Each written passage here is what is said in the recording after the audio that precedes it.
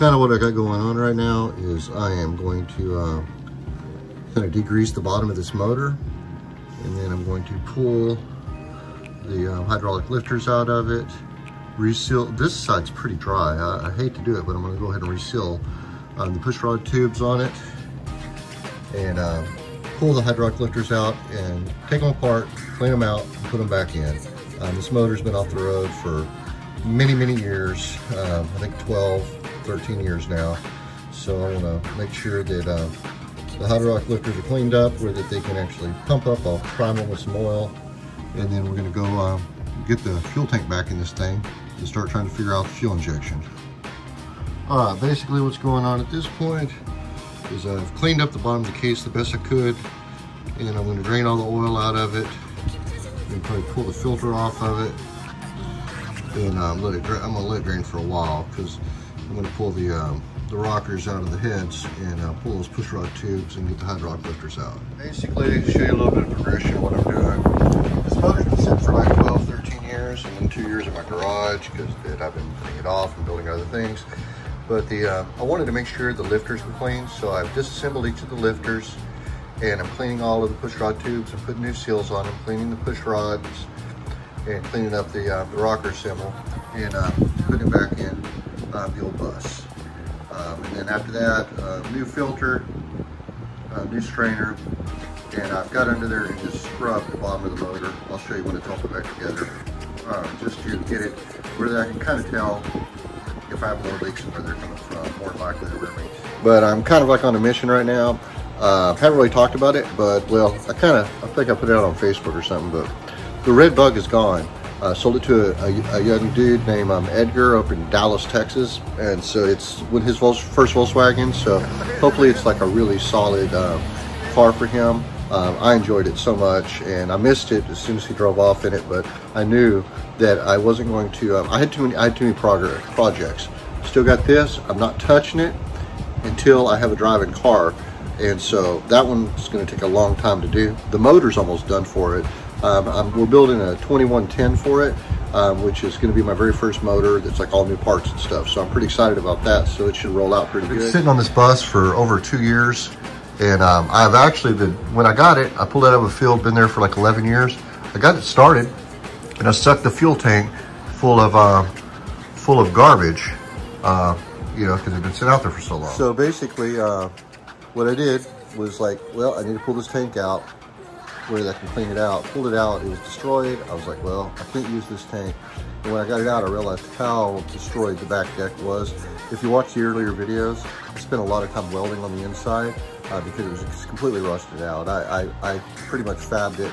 It was one of the very first things I've ever welded. It's kind of a shit show, but you know, it's together, and it looks like it's gonna work for me. But anyway, then I never put the tank in. I bought the tank, but I never put it in. And then I started thinking about it. Now that I'm thinking about this car being a driver, so I can go to shows and stuff and just get out in the scene. I didn't want it leaking oil all over the place. You know, it's, I don't know anything about this motor, so I'm just draining the oil, fixing all the leaks that I can get to. I don't want to split this case. It wasn't smoking when I got it to start up and run.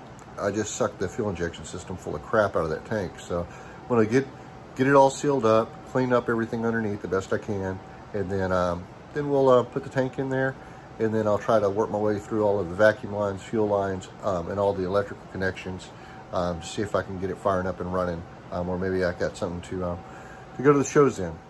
It is what it is, but I need to have it driving anyway. I like buses. I haven't driven one since 2000, so it's been 20 years.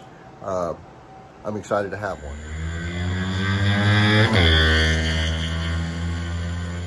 Guys, man, I'm jamming out some Primus and getting ready to get the tank in the bus. I don't know why I keep putting this off. I gotta get this fuel tank in, and it's gonna happen today. Just where that I don't have to screw with it later on this inside lip here. We're trying to sand and paint it. I want to go ahead and just clean it up and get some primer on it before I put the hardware in, because I think it'll be a whole lot easier to actually do it right now rather than trying to sand around the hardware and the little rubber and all that stuff. So that's done. Now it's get back to putting that tank in this bus.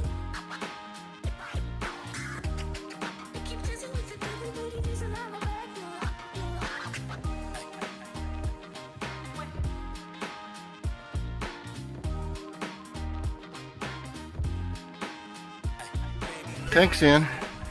Now I gotta figure out what I gotta do next. Sweet! I am so freaking happy. Took that tank out almost a year and a half ago, so it's time.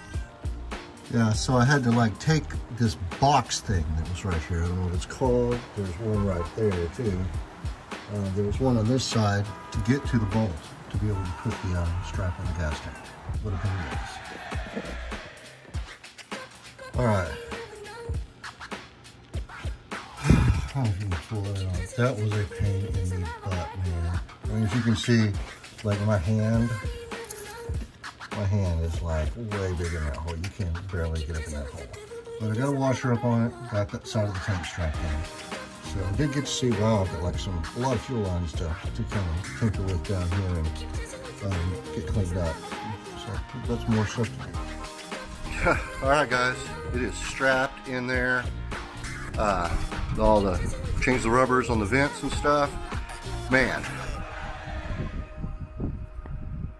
I'll tell you something, man. Changing the tank in a bay is not that bad, other than undoing the straps. My gosh, what a pain in the butt. And it's just I've been at 4.5 hours since I started this morning. Tank's in place, it's strapped in, and it's got the hoses and the filler on it. So that's as far as this boy's taking it today. I'm gonna sit down and have me a beverage of choice, and I'll get back on it real soon. I want to drive this thing for the end of the month. So y'all take care. Go work on your old Volkswagens. Definitely, if you got one rolling, cruise it, man. Get it out on the road. Don't make it a trailer queen. And we'll catch you next time.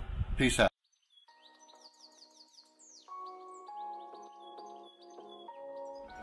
What's up, guys? I just wanted to tell you, man, I was like super excited. My wife comes in and she's all like, hey, you've got a package in the mail. And I actually had 2 packages. The first one is this, man. Check it out.